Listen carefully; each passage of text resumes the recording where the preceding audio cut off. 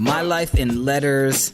Today is a special day. We got my man Begr on the phone. He's in Detroit right now. BA crew, D30, a whole bunch of other crews that you definitely have heard of. What's going on, B? How are you? Chilling, man. Doing good. Dude, how are you doing? I'm doing great. And actually, like, I was just talking to my partner in this podcast and, telling him that, like, you, man, like, I've known you a long ass time, but like before we were like crew, you were just like this, you were this youngster that was like always around in the 90s. And like, we weren't friends. And like, but I always knew about you. And, like I was asking you before the interview, like, it seems to me like you never took a break.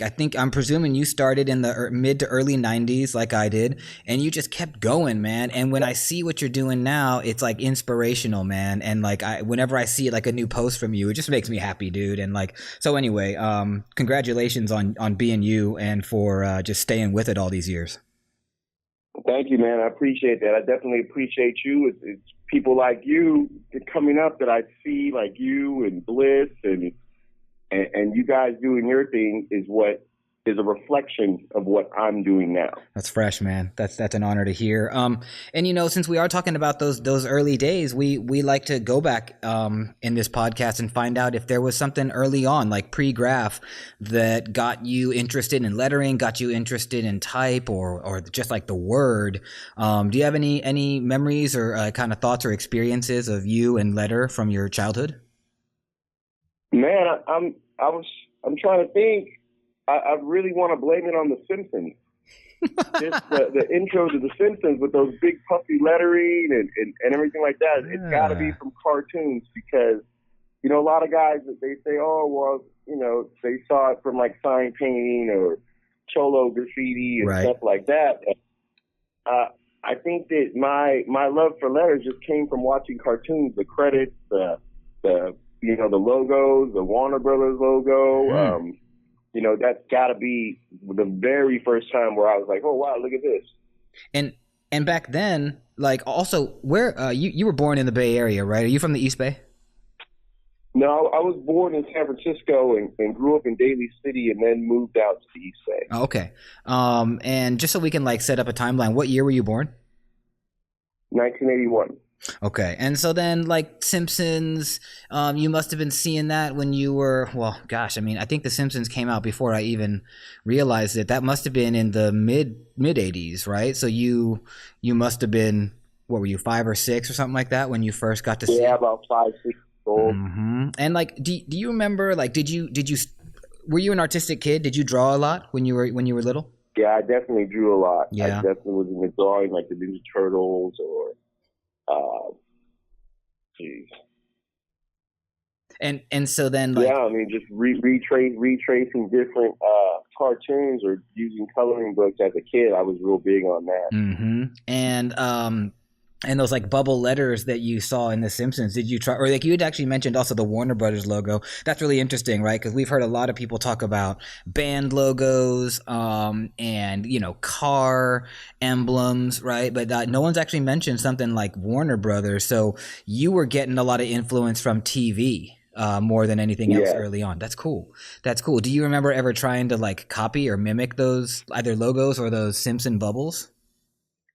Well, I recall drawing. I would always draw the Teenage Mutant Ninja Turtles, the word turtles.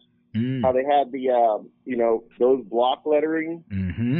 I always thought that was interesting because they also had those. If you look at it, retrace it, they had like I remember it had like a weird like detail to that lettering. Mm-hmm. Yeah, it was like textured. I was really into that. Right? Yeah. That's pretty cool. And then like, mid 80s, how long did you live in San Francisco or how long did you live in Daly City? Up until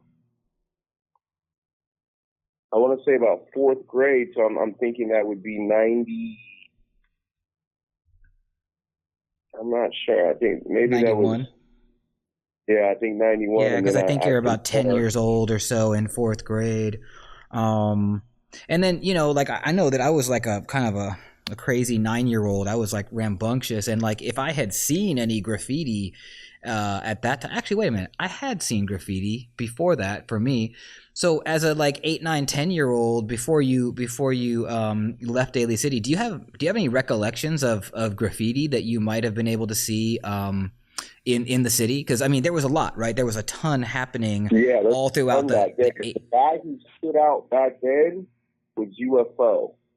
That guy I had painted on the bus route from in Daly City. They didn't have like school transportation, so you took the regular transportation. Right. So I would take the Samtrans bus to a school called FDR, and on the way to that school, I would see these big UFO fill-ins.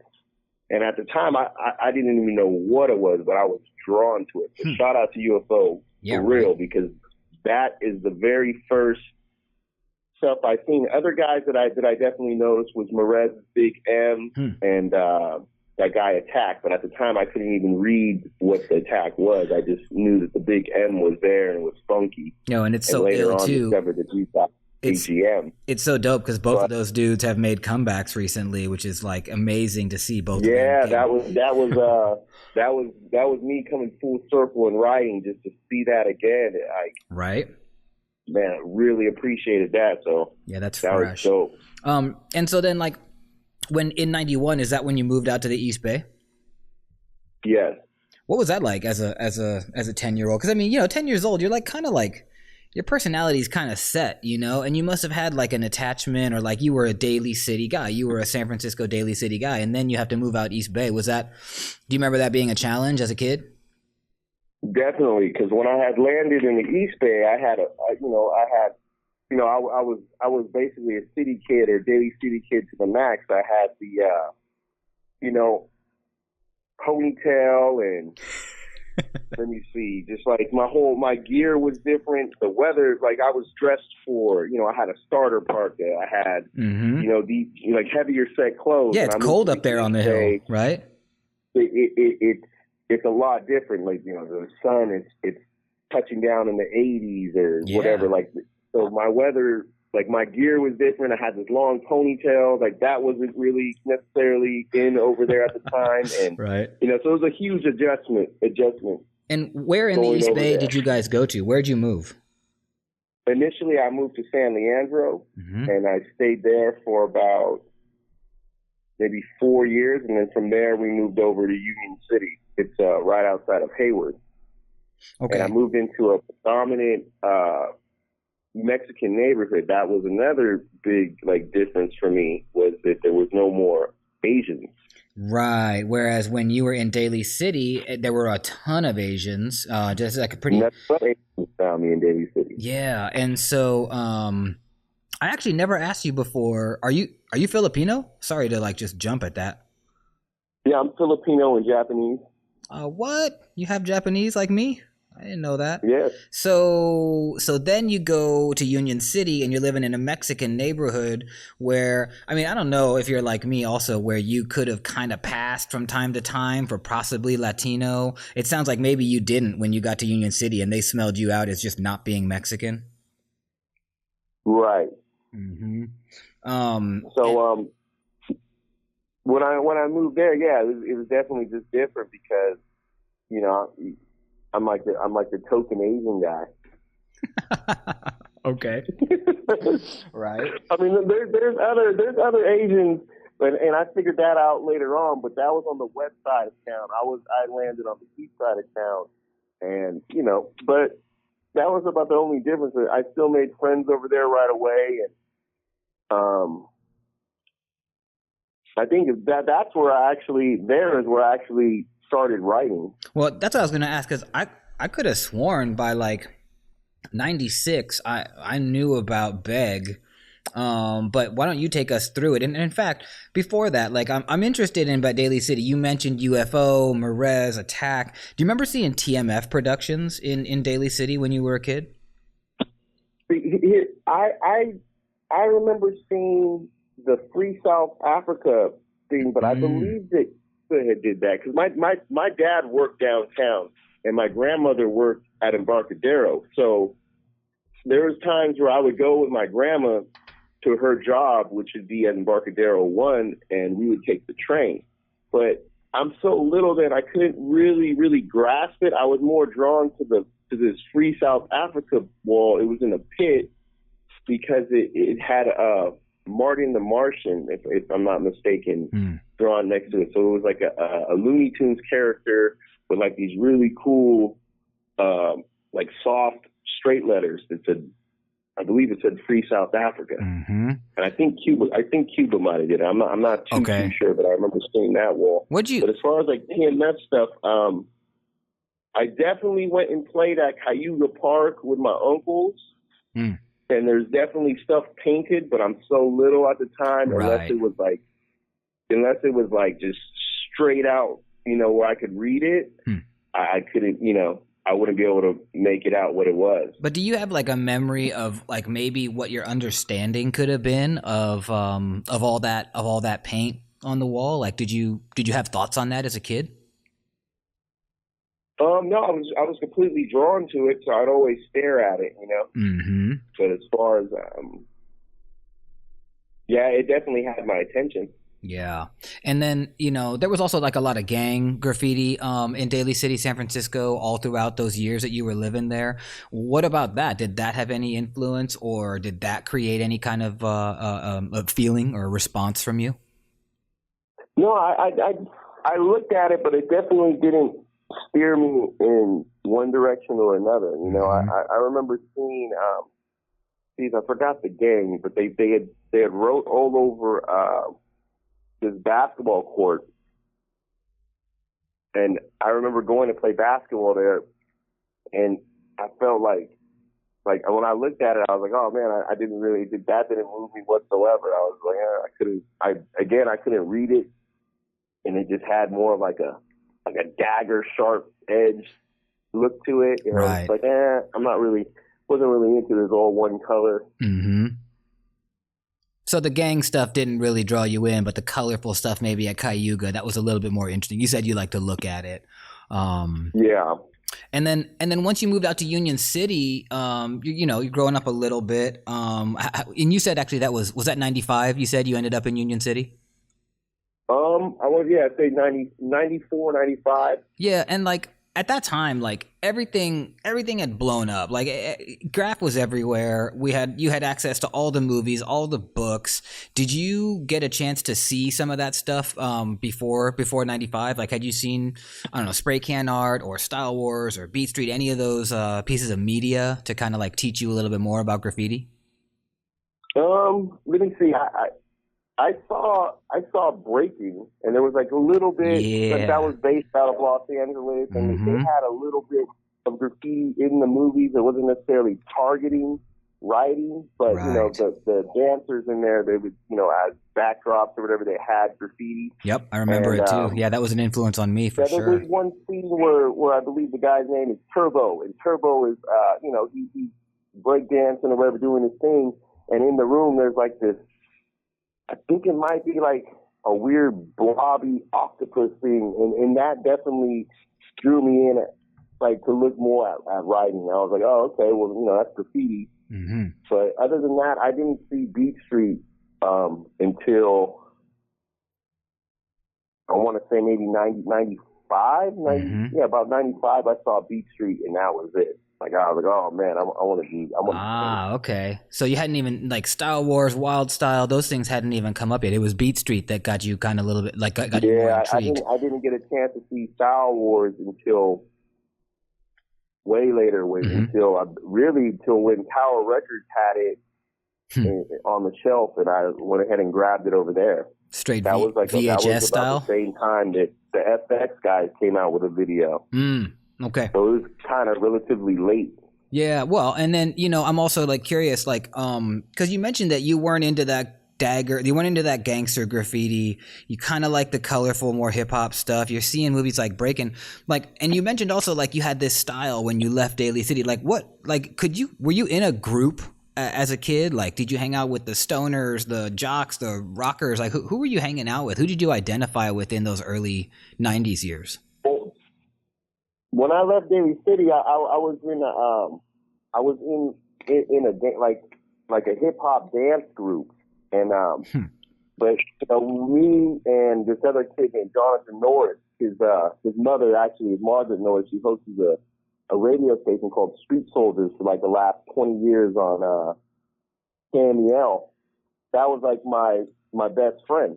And we were really into like hip hop, and we would hang out. Like his brother was actually like a dancer or whatever, like a b-boy. So we would hang out with them, and kind of that's where we would get like a lot of vibe from that. Yo, I remember hearing about Street Soldiers, but that's not a radio show I ever heard. Can you tell us just a second about what that was? What did she cover?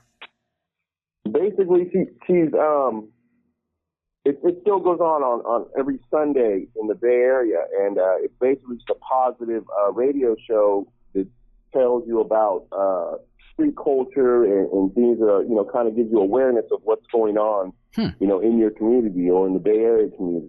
And that's been happening for 20 plus years now? About 20 years, yeah. Wow, that's dope. I got to check that out. I thought it was something different. It reminds me of this show that used to be on TV back in the day in the Bay Area called Home Turf. You remember Home Turf? Yeah, basically that's KMEL's spinoff of the television show Home Turf. Ah, okay. Interesting. So the lady who hosted the show, she, that was like my best friend's mother. So it was like, okay. Early on, I had access to, like when the movie Juice came out, we went to a screening, and actually Tupac was there, but we're kids. We don't even know really what's going on. Right. But you had you had a little extra exposed to hip hop. Yeah, but you had some access because you were friends of the family. So that's kind of chill. So then, when did you then, because by 95, you still had not done any graffiti yet. Is that right? In 95, I started writing. Oh, that was the first year. So what led to it? Like, what was that first thing that got you to do graffiti at 14 years old? I wrote when I was 13. So let me see. I got to do the math on that. 94? 94, yeah. Mm-hmm. And what did you first write? What was that first piece of graff that you did, and what name were you writing? The first name I wrote was Goofy. What? And that was like Goofy? I think I wrote that I ran through a bunch of names. I think after Goofy I wrote Dragon, then I didn't like the way that looked. And then from there I think I ran through a bunch of different names. I remember writing Course for a little while, and Poe. Did any of those stick? Were you like kind of into one more than another? No, none of those really stuck for more than a week or two or a month. I'm still trying to get my feet wet. Right. I'm also curious, were there other heads that you were hanging out with that were writing? My next door neighbor. Okay. He go with me, and he was good. Like he was a real artistic cat. Like he could draw like a portrait, or to this day I think that he still does art. He didn't really go too far in writing. Like his heart really wasn't in that world, but definitely early on, instead of going to play like basketball or whatever, now we just went out and we wrote. And were you guys did one of you teach the other, or were you both kind of at like a similar level and just trying to figure it out together? Oh, back then, definitely just figuring it out together. And then, I'm interested, did you have early on in that 94, 95 era, did anyone get at you that had some history or some cred in the game that mentored you and taught you how to do stuff? Back then, no, I don't think that, let me see. We would definitely see. So back then, we're like younger guys. So definitely we were jumping on the train and we would take the last train. Now there's a group of us, at this point it's about 95, about 95, we would jump on the last train and go down to the city, and we would stay out there all night writing from the East Bay to San Francisco. Mm-hmm. And during those times, that's when I would bump into guys like Cycle. I would catch him just painting right there. And then I remember vividly in a pit on Mission and 3rd, I believe, I'm inside of there, and we're not even in there painting. You know, we're in there just kind of checking it out. It's probably about maybe 1 a.m, and over the fence comes a guy, and then so I'm looking, another guy jumps over, and we're kind of ducked out. We're like kind of tripping, like, whoa, what's going on here? And it turns out to be KR and Dean. And KR is going over, like, someone did a piece, so, and he's like, nah, that can't happen. So he's like redoing his throw up over this guy. And I approach him like, oh shit, you know, you're KR. And he's like, oh. So I'm like a young man at the time, and he's just like bugging out, like, whoa, what were you doing over there? I was like, oh, I was hiding because I saw you jumping over the fence. And then, so I'm like, you know, at the time that was huge for me because I was the illest, I still am the illest KR fan. So I went ahead and, you know, mind you, I'm a young man at the time, so I have a sketchbook on me. I'm like, oh, can you sign this sketchbook? And he was like, yo, you have your sketchbook here out bombing? And I didn't even catch it. I was just like, you know, I don't know at the time. So I'm like, oh, like, yeah, I got the sketchbook right here. So I had him go on the sketchbook, and then, you know, Dean was real friendly as well. You know, and back then it was hard for, you had to earn it, you know. Back then when you were a kid, like, there was only really like a few older dudes or like all city dudes that would really, you know, reach back and be like, oh, okay, cool. Well, you know, but that was one situation where, you know, these guys ended up being really cool. And for that, like, KR always, like, he always stuck out to me back then because at the time he was all city. Yeah. But ever since that moment, like, with me meeting him like that, I was like, oh, wow, you know, that dude to this day, like, sticks out as one of, like, the greats to me. No doubt. And, you know, one of our listeners at Mark Surface, he asked, like, who was your most influential graff writer to show you the ropes in this game? Was there anybody that you can attribute that to in those early years that showed you ropes, that kind of brought you up? The early years, but, you know, I don't know. In the early years, I did a lot of experimenting. But during the course of me just roaming around, and Begr from TNT, he used to write IOU. I knew him from, like, that was the neighborhood that I lived in. I lived in his neighborhood, you know, when I was younger. So I'd always go back there, and that's how I met, you know, Dave. And Dave, he definitely toured me around San Francisco. He didn't necessarily show me anything about style or things of that nature, but definitely was down to, like, let me roam the streets with them and kind of more or less showed me what to ride on, what's a buff spot, what's gonna, you know, run. And you know, so Dave early on, that was like probably one of the more experienced riders that I met early on. 98. Being that I lived in the East Bay, see, what happened was I got in trouble about 97 for painting BART trains. So I slowed down and I kept trying to do graffiti in the city, but then the Vandal Squad kept showing up to my parents' house. Like, hey, you know, your son's still doing this, your son's still doing this. And so wait, hold on. Now, so did you get caught in a yard painting a BART train? No, well, I painted the BART yard 3 times because it was, the BART yard is in Union City. So yeah, the first time I went and painted a BART train was in broad daylight. We went after school. You know, my middle school sat right next to my middle school was 1 block away from the BART yard. Okay. So when I got out of school, and I, you know, mind you, I think, what year was this? It was definitely like 95. Okay. 95, 96. No, it's definitely 95. So I get out of class, bell rings, and the gate was open. Like the servicemen were in there cleaning these trains, whatever. And so the gate was open. I went in and I popped off a couple tags on the train, but you know, that just wasn't really enough for me. So I think maybe like a month later, I went back at nighttime. And I remember we crept in, and then that's when I let off a fill-in on one of the cars, and I just like completely lit me up, that one fill-in. I was like, all right, cool, whatever. And then I went back and did it one more time, and this time we had, I think we painted 3 cars, if I'm not mistaken. Yeah, 3 cars. And then, you know, I left it alone after that. I was more, you know, that just was my thing. At the time, I didn't even know that was a thing. I just saw it on videos. I saw, like, video graff at this point now, and I saw, like, Ket do his thing, and, you know, these guys painting McLean's out there in New York. Right. But, you know, I didn't really think nothing too much of it. I was just like, oh, we should go do this.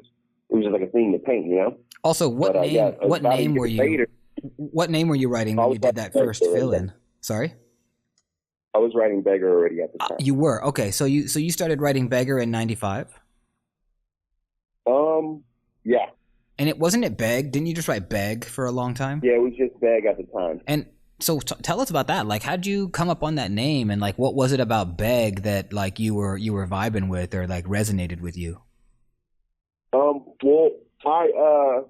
a guy that I did a lot of graffiti with at the time, he wrote Beam, and the way that he had a one flow tag with a lowercase b to the e, lowercase a, and then like an extended out m, and it just looked so cool. Mm-hmm. So I just basically, he had stopped writing Beam, and he changed his name to Wish. And I was like, man, he was like, oh, you should write Beam. And I was like, no, I can't write that. You already wrote that.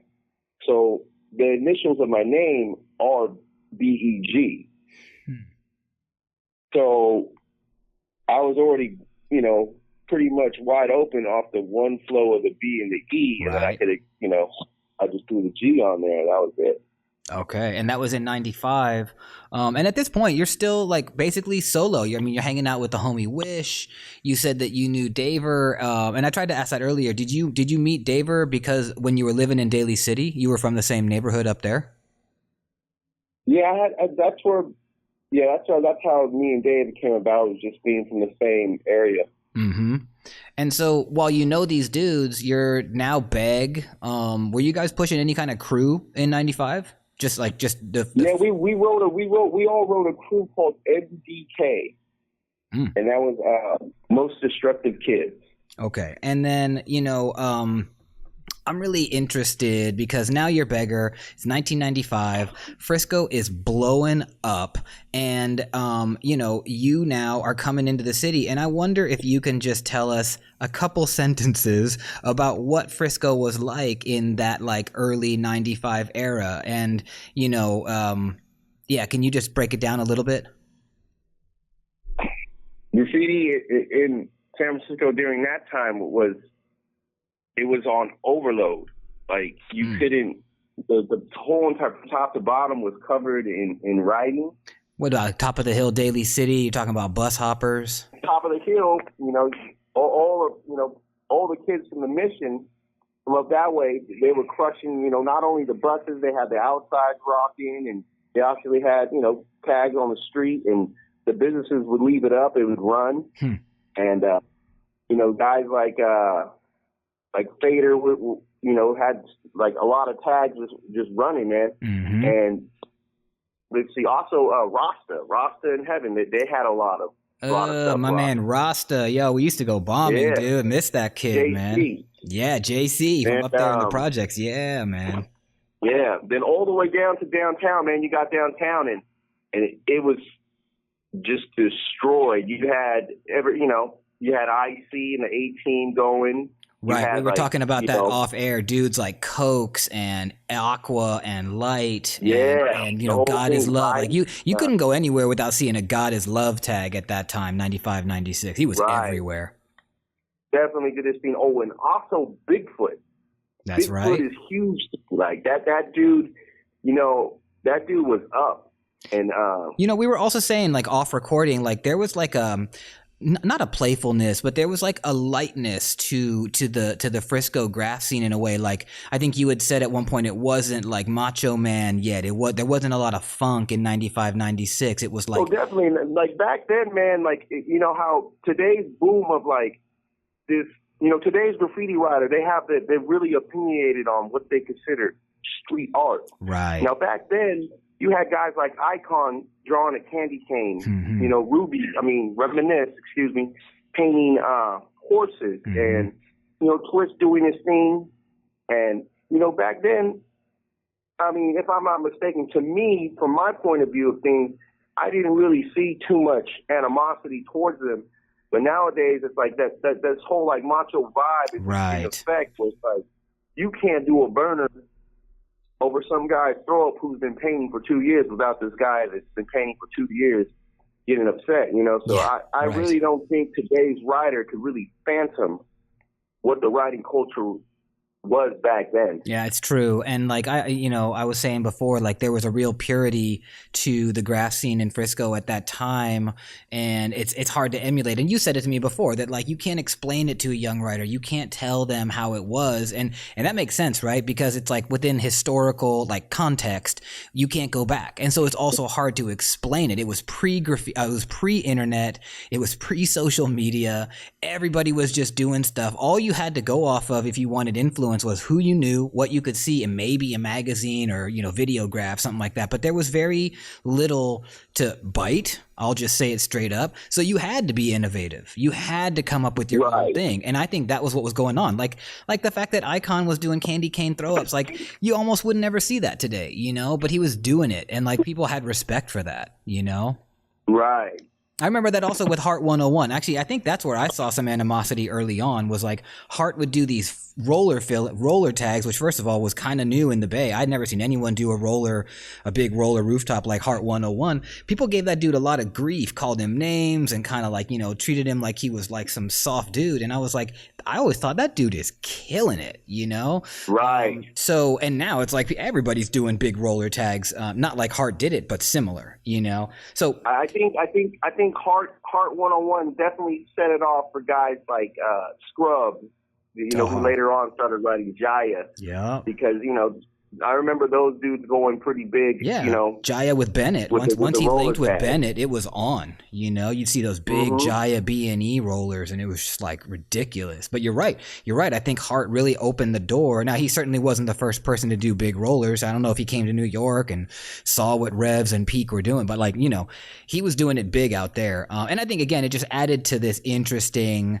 mix. It was like this gumbo that was going on in the Bay that was just like super special. And I want to give a shout out also to Cheese a Savage, who he basically asked about this. He wanted to hear about the 90s and what your opinion of the 90s was like, and also like what the N Judah tunnels were like early on. So shout out to the homie Light from A Team. Do you actually have any N Judah stories from back then? Do you remember painting in there? Yeah, I remember being in N Judah, and shout out to Orphan because he had the end-to-end rest in peace. Tag. Yes. Oh, rest in peace. The end-to-end streaker tag on the bottom track from one end to the other. I always thought that was remarkable. Both sides. In fact, I think it was. I think my man Neon said it's measured out at 7 miles of streaker tags, which is just stupid, man. Because they were little. People that don't know, these were like it was like a 6-inch tag, a 7-inch tag with a streaker. He did 7 miles of track. It's ill, dude. Ill. The dedication was crazy. I remember the first time I went into those tunnels. Well, actually. I'm not sure the station. I went to the station. So when you got up on Market, I went through the tunnels to the right, and I went through there, and it was less painted, but still painted, and you got to see a lot of old gems in there. Mm-hmm. But the first time I went through the N Judah tunnel, I was with Wiz, and I bounced through there. He took me through there, and I want to say Caddy from Tips Crew was in there with Lesson, and I met those dudes. But I've since that first time I've been back through there several times, and it was dope. Like you could see, I mean, there was still bare wall in there at certain parts of the tunnel. And right. After a few years go by, you'd see that there is no bare spots in that tunnel. Yeah, no doubt. People were doing roller tags on the top. I mean, it was like getting crushed. Yeah, and the end of it, but yeah, I mean that was a real dope place, man. You got like I think I saw a lot of good graffiti through there. I almost want to compare that to New York City's version of the Freedom Tunnel because, in terms of, you would seeing also, good graffiti. we were also talking off air about downtown, like 3rd Street, because you were saying top of the hill was bus hopping, then you go downtown and it was just like going off. What was 3rd Street like down there for you, like? Man, 3rd Street, that's the first time I met you. And that was, rest in peace, Nate, man. I saw you guys down there just basically, I believe you guys had a ladder out and you were doing like a full-on production with the Manifest Destiny shot out, if I'm not mistaken, and they got a KCW. Yeah, we did it because Rhyme and Nace were out. I don't know. I think Setup might have been there too, and we had a couple other BA dudes. Yeah, dude, that's how it was down there. We would just like do it, man. Like in the broad daylight. I thought it was like an unsanctioned, full-on production. Basically street accessible in the broad daylight. It's unreal, Yeah, it was mania as fuck back then. To be there and see guys like let's see, Cycle and Zephyr had a piece down there, and just overall it was like all really good graffiti throughout that place, Yeah, and then it makes me wonder, man. Like, do you carry that with you today? Do you carry like your memories of like that late 90s Bay kind of vibe with the way you work now? Most definitely. Everything that I do today in writing is a reflection of what I've seen growing up, like learning about graffiti. It's all still right there to me. Like I drive by these spots now. Half of them are gone, but I'll drive by. If I go back to the city and I drive by, I still remember who painted what and what it looked like. And, yeah, man. It's definitely, it's definitely with me. It's a mere reflection of what I'm doing today. That's dope. And then, like, talk to us a little bit more, like, how things progressed for you, because, like, by, like, 97, oh, wait, were you in TNT when I met you in 97 or not yet? Yeah, definitely. I was down with TNT. Okay. And so Daver put you down. So, refresh my memory. It was guys like Daver and Wiz, GEB. Like, who were some of the other rest in peace? Who were some of the other? Dave, Wiz, Geb, Apex, this guy, The Face, and his girl wrote Ribbon. Dang. Taking me back. I forgot about that. Oh, Next from FU. And that's right. EKS from FU was down with TNT. Mm-hmm. And that was it, I believe. I mean, it was a smaller crew. Yeah, but you guys were doing it, and in fact, there was like a little, WoW Crew and TNT had like a couple kind of like unofficial battles.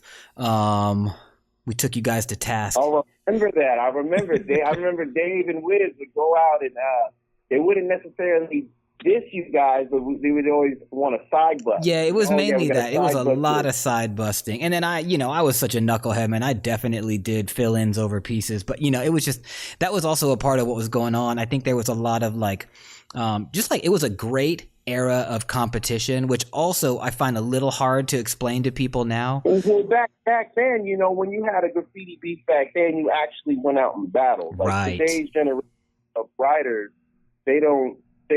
that whole, if I'm not mistaken, I mean, I've kind of been coast to coast with my writing.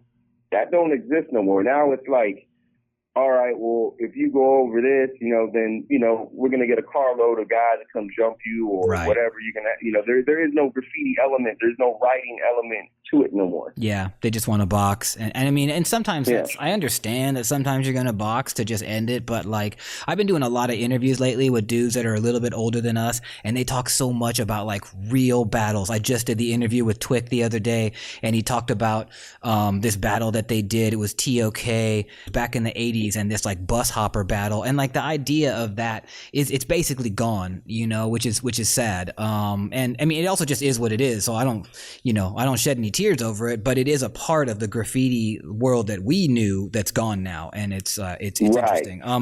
And so but I do want to like keep pushing ahead, because by like 98, I think, is when I feel like you were really starting to like make a name for yourself, maybe 99. What was your focus? And also, you were living in Union City this whole time? Like you never lived in the city itself in the late 90s? No. No, I stayed in Union City the whole time, and I would take the BART just to the city. That was my form of transportation. Yeah, I would man. just jump on the train. And we were talking about downtown. that. We were talking about that earlier, the dedication it takes for a suburb kid to just go and bomb in the city. Like, you couldn't just jump on the 14 mission to go downtown. You had to like spend an hour commuting from where you were in the burbs into the city just to do your thing, just to go bombing. And people don't know that. That was like a lot of work for some of us, because I was the same suburb kid. Yeah, I mean, I always think about that and wonder, like, do people grasp that concept? You know, like for the Bay Area or whatever, it's like I'm taking an hour train. I would take the last train out, and I would just stay outside until that first train, you know, would take me back. And man, I loved it. The exploring of I feel like that was like the way that I got to see a lot more than the average person, because I was stuck in it, you know. Let's just roam around and figure it out. I was the same way, and I would be sometimes waiting for that first Caltrain to go at like 5 a.m. out of 4th and King to go back down to the South Bay, and I'd been bombing all night. And yeah, that took extra work, man, for us. And you were talking also about like that you used to get rolled up on sometimes back in the day in the early mornings, not because of anything other than, what'd you say, that you just looked so young? You were like baby face, dude. I would get rolled. If I went out 4 nights that week, one of those nights I'm getting stopped for basically curfew or just looking too young to be rolling around some of these areas. I remember one time, when I first discovered Hunters Point, you know, mind you, I'm a young man. I don't know. I'm seeing big buildings, and I actually, you know, Amaze had a couple of tags I remember vividly on the way in. So I'm thinking in my head, like, okay, well, this way, I'm just going to keep walking down this way. There's got to be more stuff. You know, I saw a couple of Amaze tags, and I just kept going, and then now I'm in the projects, and I'm like, so I'm jammed up here. That's the first time I ever, you know, I walked through Hunters Point, and there was really nothing for me to paint on over there. Right. But, you know, I caught some tags and, you know, kept it moving. But, yeah, just a lot of exploring there. I remember I got rolled coming out of the project by PD, by SFPD. They had pulled me over, or not pulled me over, but, like, stopped me on the street and were just asking me, like, hey, you okay? Like, where are you going? Oh, really? You know, you just a little young to be out here. Didn't question my backpack with the spray paint or anything. It was just more, they were more just concerned, like, what are you doing over, you know, out at, you know, 3, 4 in the morning? What would you say to them? I would say I'm going home. Because you know, and if they'd asked me ever where I lived, I'd tell them, I knew what to say because I grew up in Daly City. So I'd be like, I'm walking to take the 14. I'm just trying to get to the bus. I live in Daly City. I told them I live in Excelsior, so I'm heading back over here. And you know, sometimes they would. I remember I got stopped. They actually they put me in YGC one night because they didn't want to. They felt like I was too young to be roaming around. I remember that happened by where was I? I guess that would be south of Market. And that night I went out by myself, so I'm just roaming around, and that it didn't work out, man. And I was trying to give them the story, like, oh no, I'm walking down to the bus, and they're like, okay, well, what's your phone number? And I was like, oh shit. They wanted the call. I said, oh, I'm staying with my grandmother. And they're like, oh, what's her number? They wanted to give her a call, but I was like, oh no. At the time, legitly, my grandmother didn't have a phone. Okay. So there was no number I could even provide them with. So, that's a good excuse. Boom, they had picked me up. I believe they got me for, I forgot what it was, but it was they didn't give me like an actual criminal case, but they put me in YGC, which is a juvenile hall detention place. Yeah. Just until the morning? Because they didn't know what to do with me. Right. They let you out in the morning though? No, I had to wait until my mom decided to pick me up. She had to drive over from the East Bay to come get me out of there. And she was just hot. Like, she always knew I wrote, but she never really wanted anything to do with, like, as far as, like, when I got caught. Like, she was like, nah, like, you're going to have to figure that out on your own. Oh, yeah, dude. I think we had similar moms, because I remember calling her one time from 850 Bryant, and that would have been the second or third time I'd been bagged. And she had told me the time before, next time you call me, I'm not coming. And I thought she was kidding. And I called her from 850. I said, Mom, I'm wrapped up. And she said, good luck, and just hung up on me. I was like damn, it was ice cold, man. I learned a lot that night though, but it was ice cold. I appreciate that about my mom's, but it was like, wow, okay, I'm on my own up in 850. So let's push a little bit forward. Like, what was transitioning into like 2000? And actually, let me ask this: was there a year like in that time, late 90s, early 2000s, that you felt like you were really coming into your own? Because your style changed a lot from like the mid to late 90s into like the 2000s. I feel like you had like a big leap. Was there a year you can credit to that? Well, I feel like I'm still looking for that perfect vibe. Because, I'll try to switch my outline out quite often, maybe like weekly. I'm like, I don't really. Yeah, you do that, man. I really appreciate it too. But in the 2000s, when I discovered freight trains, a guy named Apart, he's from the Bay Area, but he had moved to Southern California. And I had met him also through TNT. Yeah, FGS had that like TNT connection. So I got down with FGS, and I'm like missing like a whole part of how I even got into freight trains. But I got into FGS, and my style had changed drastically and more to like a LA vibe. Well, and so check it out. We got another question from one of our listeners at Rizo Saltato. I don't know how to say that, but the homie asked about your first train story. Now, you mentioned the BART, but do you want to talk about your first freights? Yeah, my first freights, man. Let's see, the very first time I went and did freights, I didn't even actually know that it was like a scene. They parked up off 880 in Oakland, and they faced the freeway. And we had saw that, it was more like a freeway stop. So I saw that, and we walked out there probably about 7. And mind you, I'm a young man at the time, and I don't understand, the mechanics of how to go and paint a freight. So I just go there, and I see the train workers. So I'm like, well, whatever. I'm here to paint these metal things. I don't know what these guys down there with the flashlights are. I know they're not cops. I remember walking in. We walked right past them, and so we went and painted it. But we painted these freight cars I painted the freight car not for the idea of a freight train. I just painted it because it faced the highway, and I wanted to get that highway shot. Oh, okay. And so that was the first time, and the who were you with that night? Who were you rolling with that night in the yard? Wish Series, and I believe this kid Pissed was there. I'm not sure, but I know that Wish. No. I'm sorry. A guy named Code was there. Code Series and Wish.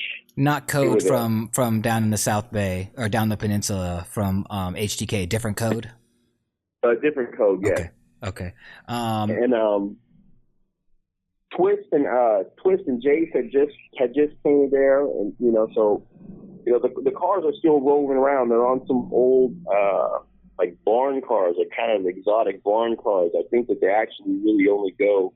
I don't even know what they were doing in Oakland, because now, to my knowledge, those cars only sit in I believe Goshen, Oregon, and then make their way back down to Sacramento. The cars are still in service. It's just bad faded. And then, how did you meet Apart? Because also, shout out to Apart. I feel like through Apex. Okay, and tell me this: did Apart take a big break? Because I feel like I didn't see anything from Apart for a long time, and then recently on Instagram, he's just like doing it again. Did he take a big break and he just made a comeback? I think he went on a life hiatus. Possibly got married or did his thing, and then life stuff. Came back. Yeah, and I think it's amazing that he's back, because that dude, to me, that's a real important guy to me, and in Freight Train Graffiti, and Freight Trains actually kept me alive in writing for a while, because I had got bagged so many times and from painting that I needed those freights in order for me to continue to paint. Mm-hmm. And so, when did you meet up with Apart? When did Apex introduce you? I believe 98, 97. Okay. All right. And then did freights become like a big focus? Like you said, it kind of saved you in a way. And I think a lot of people actually still know you as like Begr on freights. Like we see you doing trains to this day. And that started it. Like that year is when you started getting into them. Yeah. I think I was fully into freight trains 98. 98.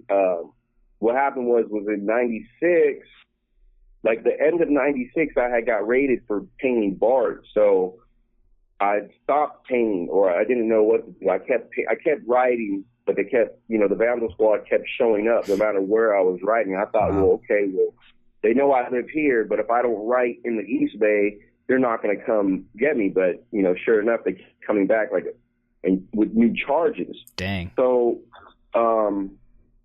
it was a part that was like, yo, man, why don't you just paint freight trains? And so I was like, I did, and I did it once. At the time, I painted to one over there off the freeway, and I was like, okay, so I already knew where more or less the trains were at. So I'm like, okay. So I got into it, and shortly, real short, like probably like a year into me painting freight trains, a part had, Apex actually introduced me to Jace. And Jace, I think, I can't thank Jace enough for this because, he was already an icon at the time for freight train graffiti. For sure. And this guy extended his hand so far that it was like, I don't have a car. You need a car to paint freight trains, And this guy would pick me up from my mother's house, out of his way, would come pick me up. Or, if he got too faded from drinking, if I can recall, it was only a couple of nights, I would just crash at his place in San Francisco, and then I would take the train back to the East Bay in the morning. Nice. But, yeah, so he definitely mentored me a lot. And then shortly after that, King 157, we painted the same yard. And so King extended his hand as well, and he would also pick me up to paint freight trains and kind of more. King would more try to school me, though. Like, he would tell me, like, oh, okay, because my style then was more like as if I had a LA looking vibe to it. But King would always tell me, like, okay, well, that's a hot car. That one looks good right there. You did a lot of good coloring on that. But he would always say, like, oh, but, you want to make your cars look classic. So 10 years from now, they stand like, that's classic graffiti. And I never understood what he was talking about until maybe, 5-10 years ago or something, But yeah, definitely always stuck with me. Yo, and also, man, like, I don't even know if you like hear yourself. You're saying basically Jace from BA and King from RTM just like took you under their wing. I mean, like, that's so ill, dude. Like, and I mean, to me, that's the biggest blessing that I feel that anyone could have. I definitely look at, and I still do to this day, I don't ever look at myself as in the spotlight. I'm a fan of this thing that I do. I think that's like a big difference between me and half these guys that are doing this today is that, that they want to have the art show. They want to, do this, or they deserve this big mural wall or whatever. Like, I don't really feel like I deserve any of that because to me, I'm always going to be the guy that's looking up to these guys, you see, because there's only going to be one King 157. That's there's right. only going to be one and they're always going to be there. Yeah, and you said it before that like you're a reflection of the people and the experiences that you got to see and live through, and that's such a cool way to look at it, because I don't think people now, I don't think young writers even understand that kind of shine, because they just want it all for themselves, but you're talking about something much more humble and much more wise, in my opinion. So that's cool, man. So these guys are taking you under their wing this is the late 90s still or early 2000s that you're being able to link up with Jay and King? Jace was about 99 and King was 2000. Yeah. And like, I mean, how'd you feel, man, when those two dudes, I mean, I remember the same thing. Jay taught me a lot about how to just navigate the yard, how to be in it, and I just told someone a story. Actually, you know what? I remember seeing you one night in the yard. You guys did it end to end. I was painting the other end of it. Oh, yeah? I remember that. I don't remember that. Yeah, really? I remember that. In Oakland? Yeah, in Oakland. I believe it was in actually San Leandro. Okay. Yo, those nights with Jace, so blurry, so many 40s under my seat on the drive in. It was just stupid. Such good times. But yeah, dude, I mean that, you know, it was an amazing feeling, and you can maybe speak on this about having those dudes. I mean, it was truly mentoring, you know, truly showing you the way without really asking for anything, because I was a toy when those dudes took me into the yard. You know, they didn't have any good reason to do that, and like I was talking to Jace yesterday, and I appreciate it, you know, and so. And so that must have given you a lot of confidence, like in 2000, to like really start to make a push. And you know, by this time also, I mean, we haven't even talked about how school was an influence, but you've graduated from high school and you're out there. You are truly like now like a man, right? You're 18, 19 years old. What was your plan back then, or did you have one, or was it just like crush? Well, I left school about, I think the end of seventh grade. I never returned to public education. Ah, okay. So I just kept painting and then you know, doing my thing. Mm-hmm. And I never really had any. I never looked at writing like, oh, okay, well, I'm going to go the twist route, or you know, I'm going to be, you know, or do, you know, some kind of artwork from it. Mm-hmm. I always just looked at it as a thing just to go and do. Mm-hmm. And you kept doing it. And was it like a daily operation for you? Just like every night you're painting? And also, you know, I have a question for you. Were you a guy who sketched a lot of letters like in black books to go into the freight yard, or were you a guy who was learning by doing? Back then I would sketch one piece. And then from that one piece, King always told me, you know, and if you look at his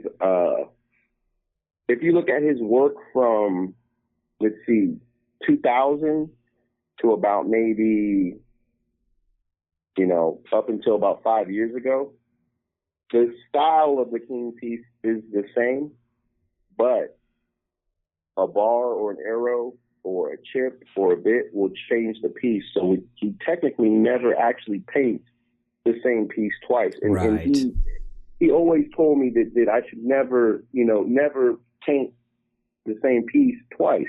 So I would have one outline, and that one outline I would try my best to go off what he was saying, where, you know, to change that outline a little. You still kind of use that today? Is that in your head at all, or not really? Well, now I'm like, I want to draw the outline, and if the B sits this way or the E sits that way, I want to just change the whole look of the piece. Yeah, dude. I want to like just, plus I feel like I've seen so much great stuff that there's no way that I should just be stuck doing one outline. Like I should be able to completely toss that blueprint away and come up with a new one. And it always starts with like, I'm really bad at, it takes me a while to draw. So I'll start with like, I'll do like one letter, which would be the B. Then I'll just hold the paper up and look at the paper backwards, and there goes my E. And then from there, I could just take the E and make that into a G, and then turn the page back around, and now that's the B is now the R. Dude, that's sick, yo. I never heard anyone say something like that before. That's ill. And you know, and I kind of got that from this guy, an older writer from Berkeley named Buku. If you look at a lot of Buku joints, oh my God, you could read that shit upside down, reverse, whatever. You know, Buku definitely, you know, I was real inspired by that. Yo, it's so interesting too. You keep bringing up these dudes who took big breaks and now they're making comebacks. Shout out to Buku. I think he's at Buku1 on Instagram doing his thing again, and it's so good to see. Yeah, he's doing his thing. Yo, I was privileged enough to do a wall with him about 2 years ago. I got down with him. You know, I've met him maybe like 10 times in my life, but you know, never had the opportunity or never really was able to paint with him. Okay. And then for me to paint with him a couple years ago, like 2 years back, man, that was everything to me. Sick, man. Shout out to the homie. For the sake of time, let's keep pushing forward. Like, so now in 2000, like, you now have all this new cred. You have these dudes schooling you. You kind of like, also the city, I think it changed a lot from the 90s into 2000. And I just know that was my personal experience. I had a ton of beef. There were all these heads from all over the state, all over the world, really, in SF in 2000. And also there was a lot of tragedy happening. Like Ty had been killed. My man Soap had passed. Dream had passed a couple years earlier. Like it was really shocking for a lot of us to see how much loss was going on. But the city kept bombing. Like it was still like crushed. What was your focus in 2000 or 2001? Because you had mentioned that trains became a big thing because of all the like Vandal Squad and charges you had from street bombing. So 2000, 2001, can you just tell us a little bit about the way you were working? In 2000, 2001, I don't believe in hate, but I developed a small bitterness towards the graffiti that was getting done in San Francisco because I wasn't able to participate. But I'll tell you that it was crushed. Like the guys from Seattle came down. You have guys from LA, but when KYT and those BTMs came down. KYT was around. I believe O's may have been living there at the time. Yeah, he was. I'm not too sure. Yeah, he definitely was. I know that, Attic was definitely in full effect, and Malvo and Curse, those guys, and Tron, the BTM guys were definitely, they kind of changed it because, everyone else's system up until that point is you would never really see like a scratchy, weird looking fan tip Kragen auto paint fill in it, whereas like Curse and Flair and Tron, they were out there just full force, like, whatever, we ride, whatever, however they got their paint, most likely, they took a bunch of cans from Grand Auto or Kragen, and it would be like this grabber green or old Pontiac blue scratch fan tip fill, just, quickly done. Yeah. And, it definitely changed. The style had changed. Ty had already influenced the whole city as far as like throw-ups go. Yeah. And then, you had these new guys doing their throw-ups. It definitely, changed it. It was more destruction.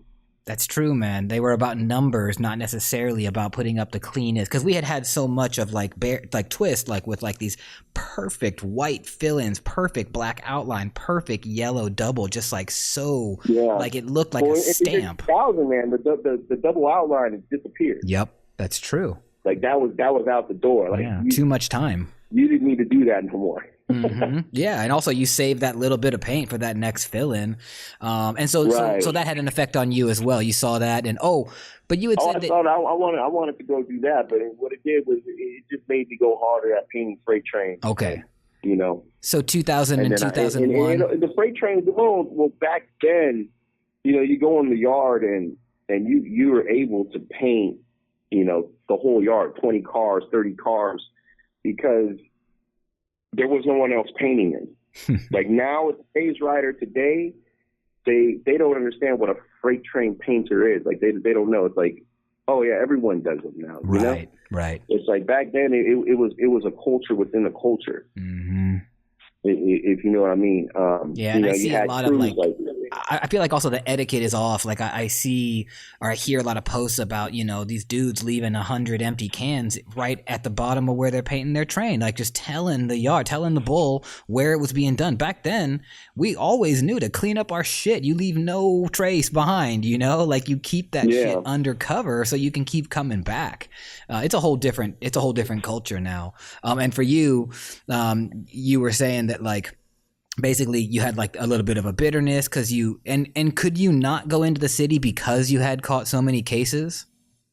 I mean, I just knew that if I went there, because I would hang out, I moved into the Tenderloin I wanted to do, see about how I liked it. So I moved over there. I stayed for about 4 months.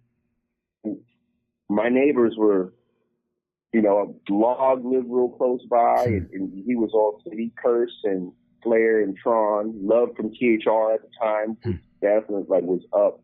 Like you couldn't go nowhere in the city without seeing it up. True. And so these are my predominant neighbors at the time, and also this kid that he wrote track from HBK. He was a young man at the time, and I still see him out there to this day doing his thing. So shout out to Track for real. Mm-hmm. But yeah, man. So it was just like I see these guys all getting up. Attic at the time doing this thing like crazy, like as far as like street bombing with throw ups and shit. And that's what I wanted to be into. I was just like, oh man, I can't even. I had to get up out of there, man, because I didn't want to catch another case or right. You know. I actually don't even really know what the scene was like in 2002 and 2003. So you're saying that like the Seattle dudes were crushing. I know that all the A-dubs and MSK cats were still there doing their thing and doing it strong.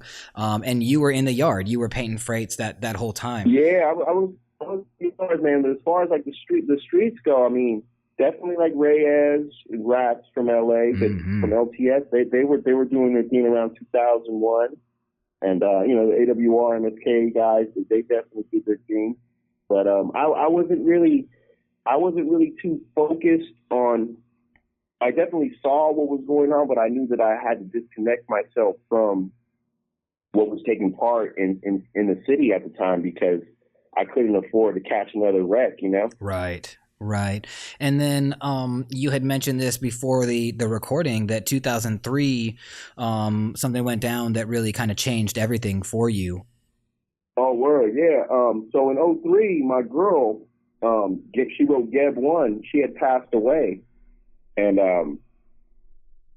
I think that had put me into, I mean, that was my best friend. That was my painting partner, or, you know, someone that I did graffiti with. And so when I lost her, it put me in a bad place with writing. I was just like, I don't really want to deal with it no more. So, and actually, can you talk about a year? Sorry, can you just talk a little bit more about her, like what she was all about? Because I want to get it on record because I never really hear anybody talk about GEB, or, you know, we used to say it was Green-Eyed Bandit. I don't even know if that right? Is that what GEB stood for? Yeah, that's right. Green-Eyed Bomber. Green-Eyed Bomber. Yeah, she was an awesome chick from the Bay City area, or from San Francisco. And the first time I met her, she worked at Doug's Rec Shop over in the Mission. Oh, okay. And, you know, she was an awesome graffiti writer. She had got up, you know, I mean, at one point with tags, she was all city with tags. And, you know, she actually moved out of the city to the East Bay with me. And she was such a remarkable person. Yeah, and you know, you could see like the influence too. Like there was actually even a time when I thought you were GEB just because her GEB looked just like your BEG fill-ins, you know, like they were very, very similar. So now you're telling me you guys actually live together. I didn't know that. She had a daughter, correct? Yes. Mm-hmm. And then can you talk a little bit about how she passed and when? She passed about I want to say about 2003, mm-hmm. and she had a rare heart disorder. And we were in and out of the hospital the whole time we dated because, you know, we couldn't figure. The doctors had said it was asthma, and then they said, oh, you know, it's because the air is different in the East Bay than it is in San Francisco. Like, you know, the doctors, you know, they didn't really know how to pinpoint the problem, but it turns out that it was a rare heart condition. And I was actually on my way back from Seattle when I had got the phone call that she was in the hospital. And, you know, I remember going down to the hospital and it was just, I've lost people, you know, people that I cared about or was good friends with, but I've never lost someone that I'd shared so much, like, you know, been intimate with or, you know, shared like a close relation like that. So it definitely affected me. And I remember after she had passed, you know, my attitude towards everything just completely 180. Like, I wasn't angry. I wasn't, you know, I was kind of more emotionless to any kind of petty stuff like graffiti arguments or street beef or, you know, anything. I completely, to this day, I'm still just not concerned with anything like they can come from like stuff that I'm doing. It's just like, that don't concern me. Like, you know, and it started that moment where she had passed. I remember I threw everything out the window. And one of the things that I did, unfortunately, throw out the window was graffiti. And I just stopped for about a year until my friend named Rich, he kind of pumped it back and like gave me like another breath of fresh air of writing. He was a younger guy from the East Bay, and he worked at a Michael's. And I was in Michael's, and he was like, "Oh, you know, you jammed me up." He was like, "Yo, aren't you da da da?" And I was like, "Yeah." And so he had given me his number and was like, "Yo, look, we should paint something." And I was kind of like, "Yeah, you're right." I was bored one day and hit him up like, "Yo, you want to? So what do you paint at?" Right. Well, And, listen, man, shout out to him. Me out, and I never stopped after that. Like, you know, so shout out to Rich. He quit writing, but shout out to Rich for getting you back in the saddle. And you know what, man, that pause you took in 2003, I think that's like the perfect time for us to take a pause on this interview. And so tell people where they can find your work. Like a lot of our listeners are, I think they're new to the graff scene and they may not even follow you. So where can we see like most of your work? If you got a Facebook, a website, an Instagram, where should we check you out? I guess you can check me on Instagram. It's @_BEGR_. Okay. But other than that, I don't have a website or anything like that. Okay. You're up in Detroit now, but you also stay out in LA, so people can catch you on both coasts.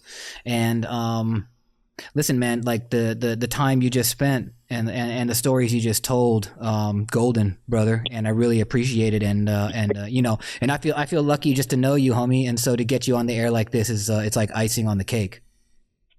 And likewise, man, it's definitely a blessing to be on the phone with you to this day. Like as I say, like definitely looked up to a lot of your work. Like, you know, you come from the era that I admire. Likewise. And yo, that's 20 years. We just figured it out. Bumped into you on that 3rd Street yard in 1997. We got 20 years of experience together. And so I hope we get to do at least 20 more. So yeah, thanks again, brother. Thanks for being here. Thanks for listening to another episode of My Life in Letters. We record live every week in Bushwick, Brooklyn, USA. Our producer is Christopher Piccioni. Our social media manager is Jonathan Drexler. Our intern is Tamika Slesher. And my name is Adam Fujita. If you've got something to say, holler at us at our email, which is mylifeinletterspodcast@gmail.com. Check our new Instagram page @mylifeinletterspodcast. And check out our YouTube page where you can click the link in our description to get 10% off your next order at sprayplanet.com. Have a great day, everybody. Thanks.